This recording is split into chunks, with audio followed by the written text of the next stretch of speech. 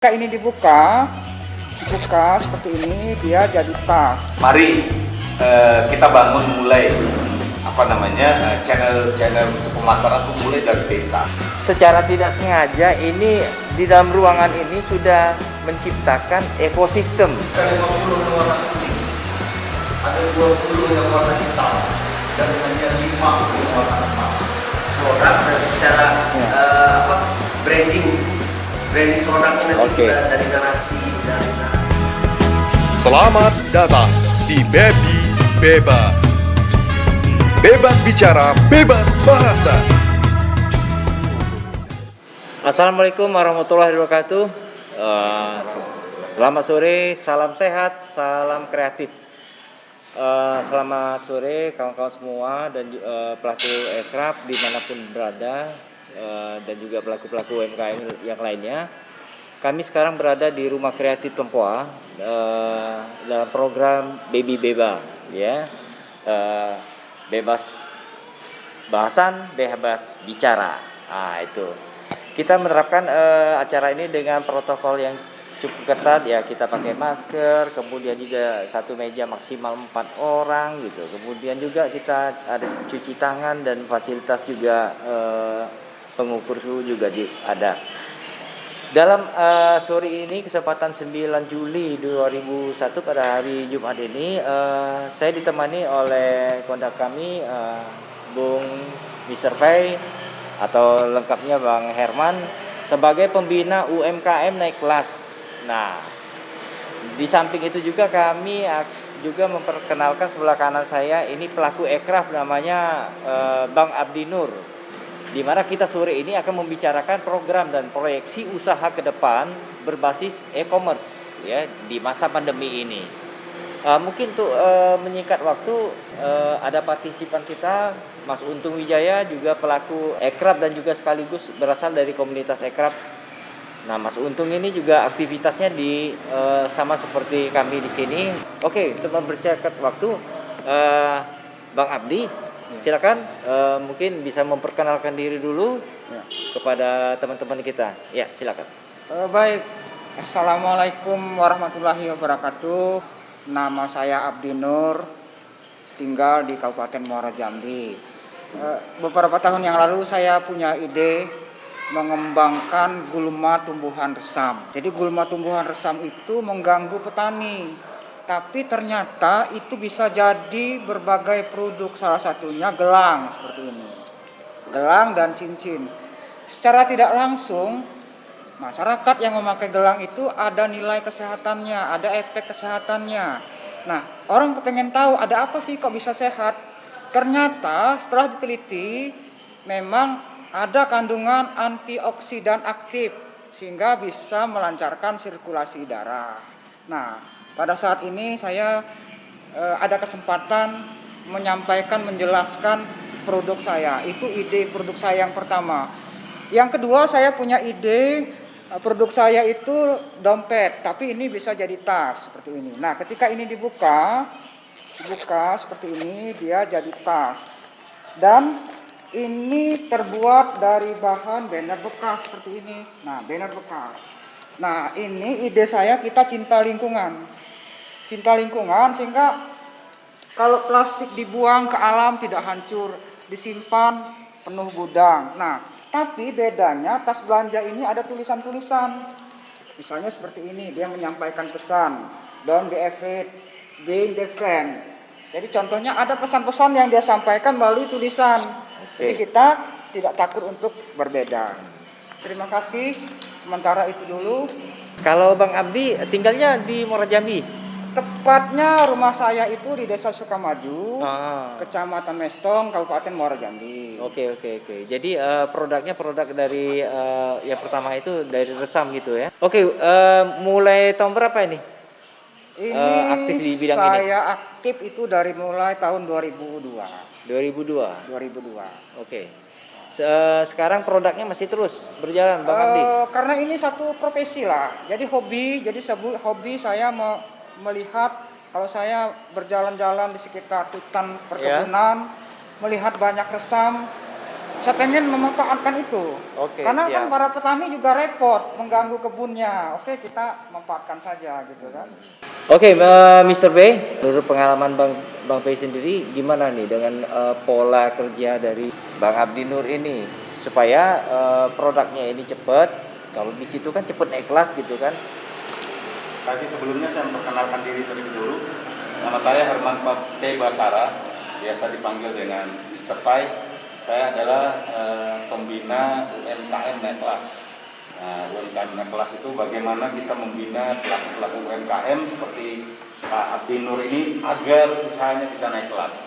Nah, tentu banyak nanti akan kita lakukan, banyak hal-hal yang nanti akan kita beri masukan terhadap produknya, terhadap usahanya, bisa legalitas, kemasan, packaging, dan digitalisasi seperti tema kita hari ini. Yeah. Nah, kalau berbicara apa tadi yang dilakukan oleh Pak Abdi Nur, saya selaku pembina itu saya selaku pembina UMKM, saya melihat ini sangat punya potensi sekali. Ini menurut saya Pak Jeffrey, sebuah produk itu ya harus kalau ingin bersaing ya di pasar itu harus punya nilai tambah. Betul. Artinya kalau produknya betul mengandung antioksidan aktif tadi yang disampaikan oleh Pak Abdi Nur, menurut saya itu sudah salah satu nilai jual. Artinya punya nilai produknya.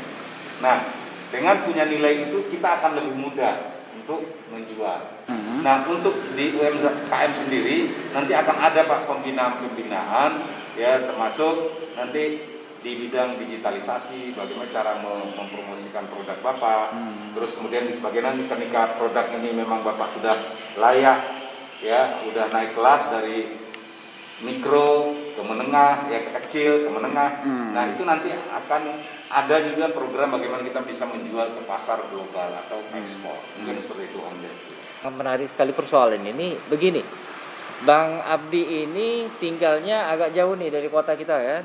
Perjalanan kurang lebih 30 menitan ya kan? Ya, kurang lebih Ya, ya. 30 menitan. Tergantung kecepatan lah ya. Nah, iya. Nah, untuk mengatasi ruang dan waktu kita ini, Mr. P juga sering ngomong itu masalah e-commerce berbasis desa.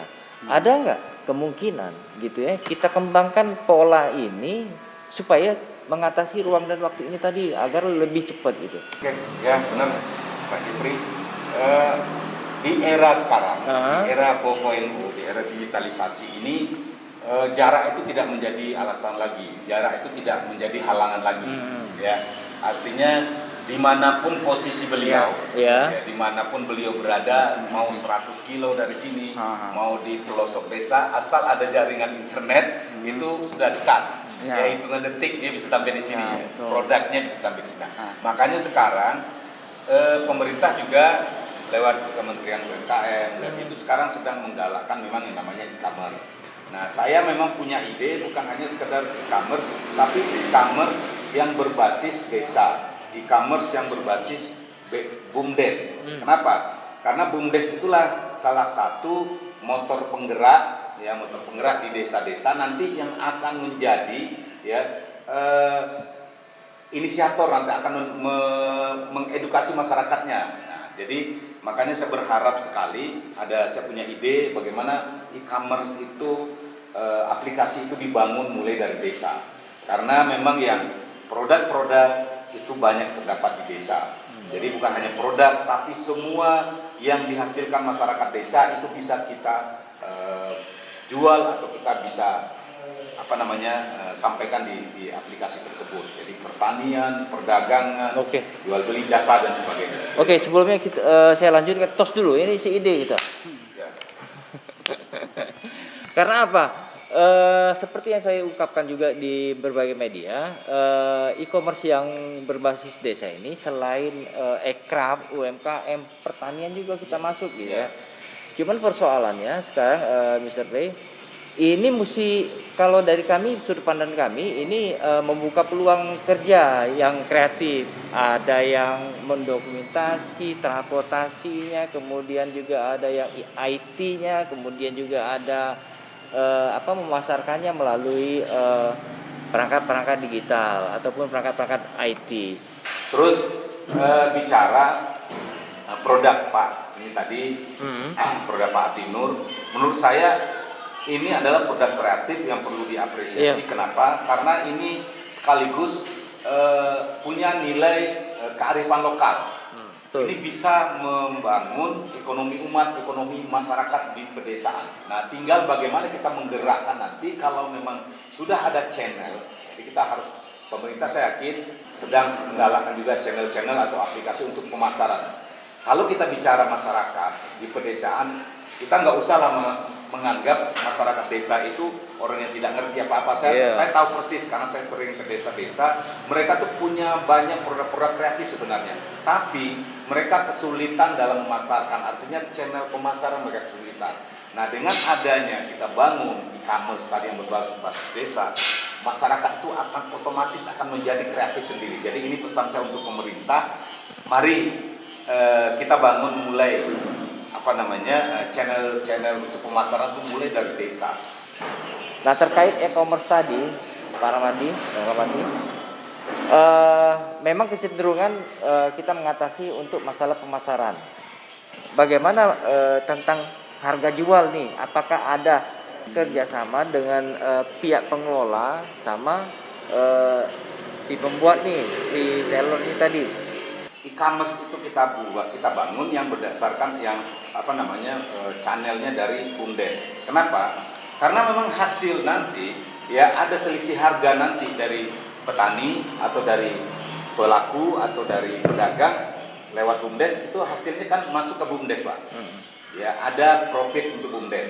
Nah, ketika BUMDes dapat profit, itu artinya profit untuk masyarakat itu lagi, karena nanti akan dikembalikan lagi ke masyarakat, bisa dalam bentuk pelatihan.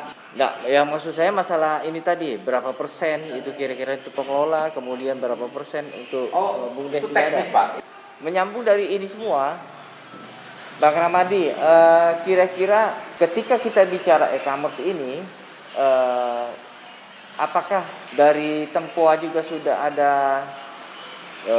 menjelajah untuk masalah e-commerce ini, untuk kira-kira di tempat ini masalah produknya gitu kan, atau pameran-pameran di sini gitu? Baik, terima kasih kita semua. Maaf saya tidak terlambat. Pak Jeffrey, Iya. terkait kaitannya dengan e-commerce ada atau tidak? Ada, pasti ada Pak Jeffrey. Artinya kita ke depan berharap bahwasanya setelah itu bisa didigitalisasikan, gitu ya. Lalu kita bisa membuat tampilan tersendiri, menu tersendiri, bisa dimasukkan ke sebuah marketplace. Maka orang-orang yang berminat melihat ada apa di Tempoa ini, itu hanya tinggal klik saja dan bisa melakukan atau melihat langsung tawaran-tawaran harga yang ada di situ. Nah, artinya memang kehidupan atau style hidup, gaya hidup ini yang berkaitan dengan e-commerce sudah tidak bisa dihindari lagi. Sudah semakin hari semakin mendekat dengan kita. Gitu ya. Jadi kita yang harus bisa beradaptasi, kita yang harus bisa. Jadi insya Allah Pak Jeffrey, Pak Abdino dan Pak yang bersampai di sini, kita pun mengarah ke sana. Sudah ada rencana kita, wacana Pak Abdino, bahwa kita sudah membuat satu ruangan di bawah yang memang khusus untuk showroom, untuk memajang, memberi ruang bagi rekan-rekan karya rekan-rekan. Tinggal saja nanti bagaimana menerjemahkannya, mengimplementasikannya ke dalam bentuk digital. Oke. Mungkin itu sementara Pak ya. Oke, makasih Pak Ramadi. Kembali lagi nih, ini masih dalam konteks pelaku sama komunitas. Kalau dari pandangan Mas Untung nih, posisi yang saya tanyakan, kira-kira ini sangat membuka peluang keberadaan Bang Abdi Nur ini dengan IO. Bagaimana cara untuk kita kembangkan supaya produk kearifan lokal, bagaimana kita memviralkannya, artinya kita harus mendapat rupiah dari bersama ini, Mas Untung. Oke, terima kasih Bang Jeffrey. Saya pikir berbicara mengenai digitalisasi, memang sekarang kan memang eranya semua mau nggak mau suka tidak suka kita harus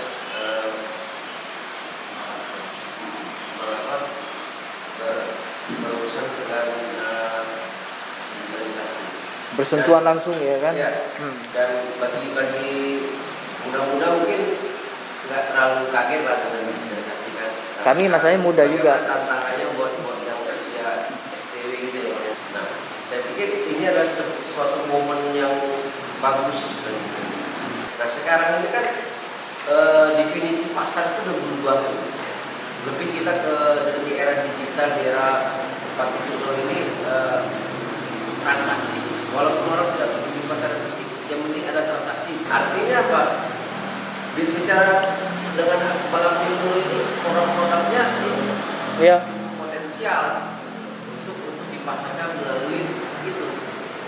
Apalagi kalau saya pikir market produk ini bisa ekspor. Ya, pasarnya ini marketnya kayaknya ekspor. Di Baby Bebas. Bebas bicara, bebas bahasan.